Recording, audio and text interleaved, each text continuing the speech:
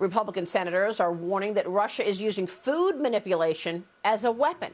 During a meeting at the U.S. Capitol yesterday, lawmakers worked with Ukrainian leaders to turn attention to the global food security crisis.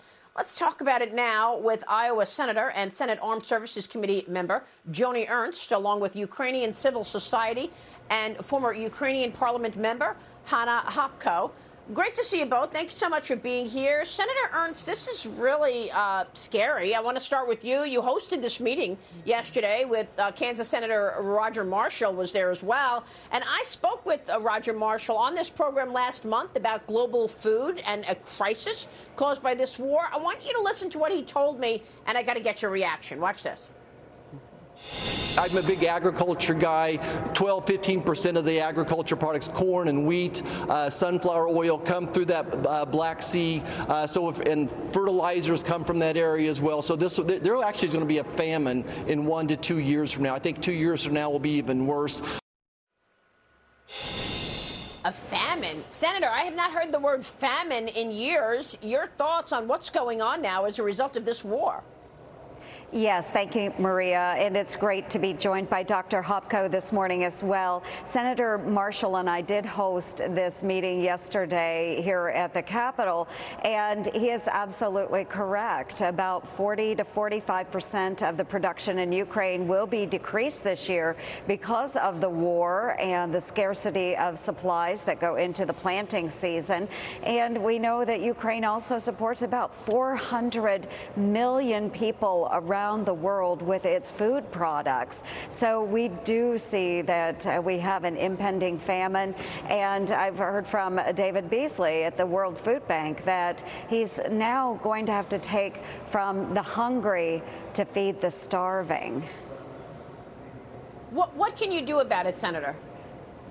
Well, again, I think that we all agree the quickest way to address this situation is for Ukraine to actually win this war so that they can get back to whatever normal is after this invasion. But simply supporting them with the lethal aid is a step forward. Additional sanctions on Russia, a step forward. But then there are ways that we can help provide diesel fuel, which is necessary for the planting season in Ukraine, because all of their diesel fuel is going towards the war effort. We can assist with other types of planting measures, but there are many things we can do. But bottom line, Maria, Ukraine must win this war and win it quickly. Senator, you make so many important points. I want to come back to that and ask you about the weaponry that they need and why they don't have it. But Dr. Hopko, let me switch gears and get your take on what we're seeing on the ground and what the consequences are of this. You heard Roger Marshall call it famine expected in the coming years. Thank you for this question, and thank you, Senator Marshall and Ernst, for organizing this important event. Why? Because famine, it's a word well known in Ukraine, because in last century, Stalin organized artificial hunger, famine. It's genocide against Ukrainian people.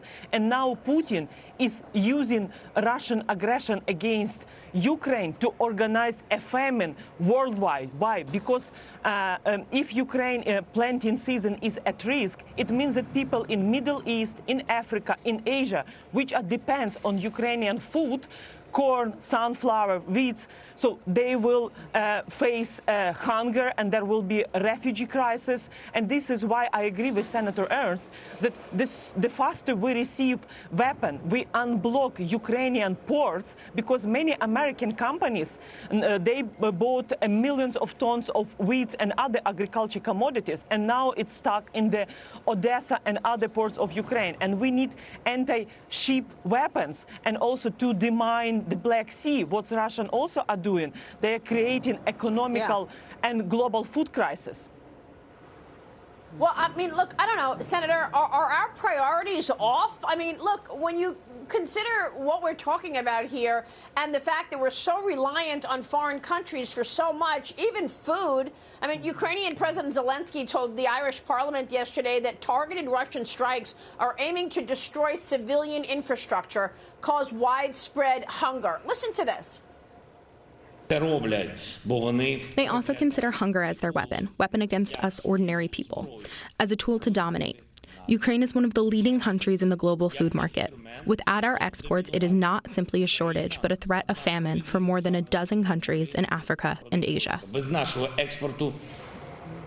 I mean, now we're talking about famine and food shortages. Yes. Do you think maybe the administration might want to shift priorities toward getting production facilities back to America so that we don't have to rely on foreigners for our food as well as our medicine, rather than prioritizing electric vehicles? Yes, Maria, absolutely. I think this administration has a lot of priorities that are just simply wrong for the American people. And certainly you bring up the electric vehicles. Well, we need to unleash American energy. That's so important. Bring production back to the United States. We are very fortunate here in the United States that we are able to produce the food that we need. And that's exactly what Ukraine does as well. It does grow and produce the food it needs. But Ukraine and the United States are very similar in that we export much of what we can grow and produce to those countries that can't produce the types of food products that we do. But you're absolutely correct. This administration has bent to the far left. They are following a deranged climate policy. And because of that, they've lost sight of issues that are important to the American people. And certainly, going back to lethal aid, we have to make sure that Ukraine wins this war. Why are there weapons that are not there yet, that they're still waiting for? What's the holdup, Senator? Yes, and this is a question that was posed by Dr. Hopko and the group of Ukrainian civil society leaders that we met with yesterday. And we are pushing as Congress to make sure that we have the funding for lethal aid. And so there seems to be a slowdown, whether it's through the DOD or our NATO partners, but they have asked for the equipment that will help them win this war. I am adamantly in favor of making sure that we are providing everything for the Ukrainian men and women to be victorious. Well, thank you, Senator, for that. Senator Ernst will be watching your efforts. And Hanna Hopko, we so appreciate you joining me this morning. Thank you so much. We'll be watching this story closely.